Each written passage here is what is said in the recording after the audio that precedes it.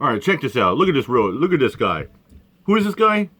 His name is Roger Kolboski. I can't pronounce that last name, but we'll get to it. Anyways, this guy's a real piece of work. Why? Because 5 black women sue a predator detective and dirty cops. Yes, 5 women sue KCK police, probably Kansas City police over predator cop. Here we go. Full match. Remember the cop, we reported on him from day one. Yeah, right? When I remember this. Started Indisputable. We locked in on this character.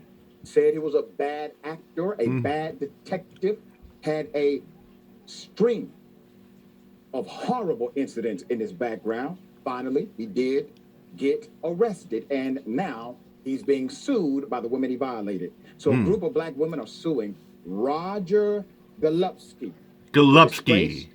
Ex-Kansas City detective, accused of sexually exploiting them and leaving them in fear of their lives and livelihood for years. As a matter of fact, he retaliated against one by locking the son up. Wow. Oh, I remember that, yeah. Would not do for him, okay? He retaliated against them. Yeah. In the legal document obtained by Atlanta Black Star, the detective, former detective, retired in 2010, the United Government of Wyandotte County and the city, among others, are listed as defendants. It alleges that the United Government gave its law enforcement, personified by Detective Roger Golubski, permission to terrorize. We said that as well. They did. They protected him. Abuse and violate its black citizens. They kept giving this guy awards and promotion. As a matter of fact, one woman said, this man did this evil thing to me, and all of a sudden, I see him on the local news getting a promotion. He didn't get the promotion because they were not aware. No. He was corrupt. He got the promotion because of the corruption. You got to understand the culture. You don't get promoted in a culture when you are corrupt unless the culture is corrupt as well. All right? You're not the friction And he was hanging around corrupt culture. You are sliding along the cultural lines. Golubski, who worked for the department for 35 years, is facing 6 counts of deprivation of civil rights, according to KSHB. The 70-year-old was arrested at his home last September. He pleaded not guilty. He remained under the radar until Jay-Z's social justice organization, Team Rock, placed an ad in the Washington Post, October 2021, calling for the U.S. Attorney's Office to take action against the corruption in the police department at large. Allegations against him that were committed in, quote, police hunting grounds, that's what they called them, are outlined in the 163-page lawsuit based on accounts from plaintiffs Michelle Hooks, Ophelia Williams, Rochelle Miller, and Nico Quinn, and Sandra Newsom. For instance, the lawsuit goes in depth about the night Detective Golubski allegedly sexually violated Miss Hook in September. This was back in 1992. He threatened to put a case on her brother. This was a tactic of his. He threatened to put a case on her brother if she told anyone what happened, leaving her terrified and silent for decades. According to the lawsuit, Detective Golubski. And that's the thing that police officers will do. They'll use tactics to exact revenge on you, to go after you, your family, say they're going to do this and that, or they're going to pin crimes like that. Or I see incidents where people, make FOIA requests and complaint against some police officers, or testify in the court of law against corrupt officers, and they get revenge by beating them up, tasing them, falsify arresting them, and hem them up by ruining them lives. Because you know what? You got police officers that says, oh, you can't disrespect and you can't trash on the thin blue line. And other defendants allegedly aided in the cover-up of a 1994 double murder, which includes the death of Newsom's son, Danielle Quinn. A former cop framed an innocent man identified as Lamont McIntyre for doing it. He's also accused of sexually harassing Newsom during the exact same time. There's more. McIntyre was pinned for 2 murders at 17 years old after his mother rejected sexual advances from the detective. After 23 years behind bars, he was exonerated completely and received $12.5 million in a settlement. Not enough. He should receive a lot more than that. After initially seeking $93 million in damages. Talk about the devil, Detective Golubsky. This guy is more than just a fucking devil. He is Lucifer saying. He put an innocent man behind bars because his mother refused and rejected his sexual advances. Didn't want to sleep with him. So this poor young man, this woman's son spent 2 decades behind bars for nothing. He didn't commit nothing. Absolutely disgusting. Spent over 2 decades locked in a cell. His life ruined. This is what I'm talking about. You have police officers that have no problem ruining your life, extorting money, flexing their power to control. Ladies and gentlemen, please, when you're dealing with police officers, you are not free. You are a slave in the mentality. They have no problem to corrupt, to beat you, extort you, pin crimes on you, pin murder on you, rape your family, rape your sisters, your mothers, and ruin lives. And they have no problem shooting you and killing you in order to say, I was fearing for my life, or to say, police officer safety. We are nothing but meat shields, and we are nothing but product placement. We are slaves. We are nothing but numbers to police officers. Number being how many how many deaths they got on their belt, how many arrests they got on their belt, how much money they extort from you, how many rapes that they've done on underage children, how many children they have weaponized with DHS to have extracted from people's family. Plaintiff Quinn also has a connection to the case. She is the cousin, of Newsom's son, and was present during the double murder. However, according to the lawsuit, the defendants forced her to blame and identify McIntyre as the suspect. When Quinn was called to meet with Detective Golubsky, similarly to other victims, he threatened her by stating he would take her children away from her. The lawsuit also accuses him of assaulting and stalking her for nearly 20 years.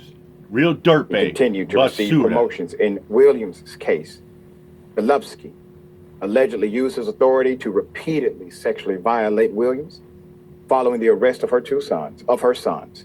Per the court documents, like Newsom, he targeted her twins for a murder they were not associated with as a cover-up. And check this out. They were 14. 14. At the time. There's more. Here it is. Williams remained afraid that Golubsky would shoot and kill her if she spoke out or told anyone about his conduct.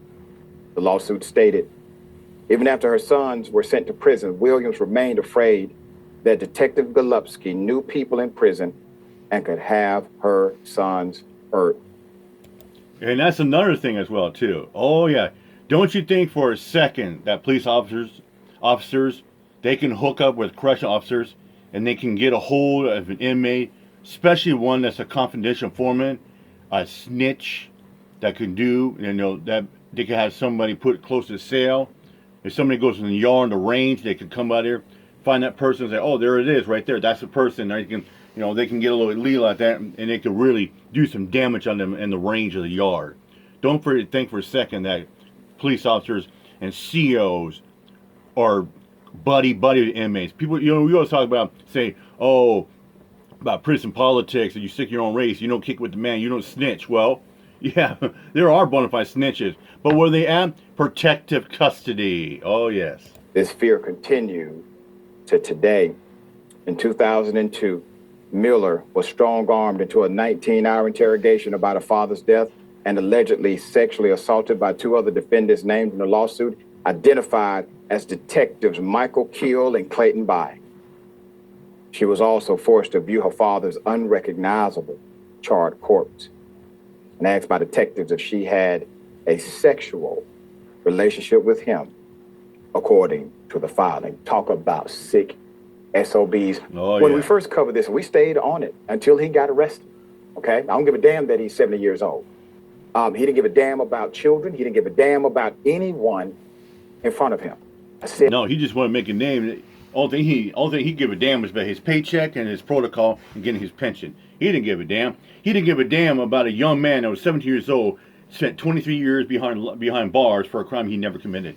This is what this sick fucking son of a bitch did. He pinned crimes on innocent people, and he put fear in women. the first day, second day, third day, we covered this. Yeah. He's not doing this alone. There is no way possible for this man to be a And you 35-year saw right there, veteran and did all of other this detectives. damage to all of these people, and he was operating without a group of individuals willing to promote and protect the culture of corruption. So now you are seeing some of the other dominoes starting to fall. And this is what it's all about right there. Here's another prime example what the mentality of the thin blue line is all about. That's what you're seeing. It has taken decades for these victims to even get a symbol of justice happening now. But this is defunding the police. Yes, it is. Millions of dollars being paid out. And people say, back to blue until it happens to you. No, I always sit there and say, fuck the blue. Defund the police. Defend the media. Defend the citizens of their civil constitution amendment rights. We have our First Amendment rights. It's called, we have the amendment right to freedom of speech, freedom of press, freedom of petition, freedom of religion. Because of one corrupt-ass cop and his band And we also have the freedom of of religion. married men and women supporting them. So why won't the people who are so pro-police and so anti-defund the police say a damn word about the law? Why wouldn't people like the fraud of dweebs Nettler, like Josh and Nicole or Kenny, Josh aka Fraud the Troll, or you got that one guy, Michael aka Fraud the Wrangler, or Kenny aka Fraud for exposing fraud, takedown exposing fraud. Why wouldn't they say, or why wouldn't people like Fraud the Ramp? Well, actually, Fraud the Rampart would say something. I see him do videos exposing bad cops. But the other fraud or dweeb Nettler, they don't. No, they're all pro. They're all back to blue, black to blue. Only blue lives matter. They don't see black police officers. They're all about, there's always good police officers. They're heroes out there. No, a real hero is a firefighter, EMTS. Because the narrative doesn't fit. Yeah. You see, many times If the narrative don't fit, you must quit. they're only saying back the blue Yeah. because they actually agree when the blue does not back the black.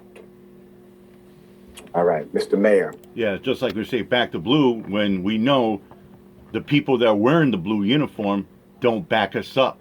No. They don't protect and serve. They antagonize, bully, harassment, intimidate. Thoughts here. Take it away, Mr. Mayor. Yeah, I hope they're being investigated for some of these murders, but all of them, Yeah. the DNA needs to be questioned.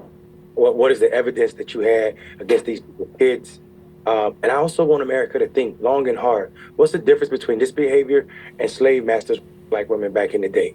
What's the difference in showing people their dead family members' bodies charred than hanging people from trees in public towns throughout the South?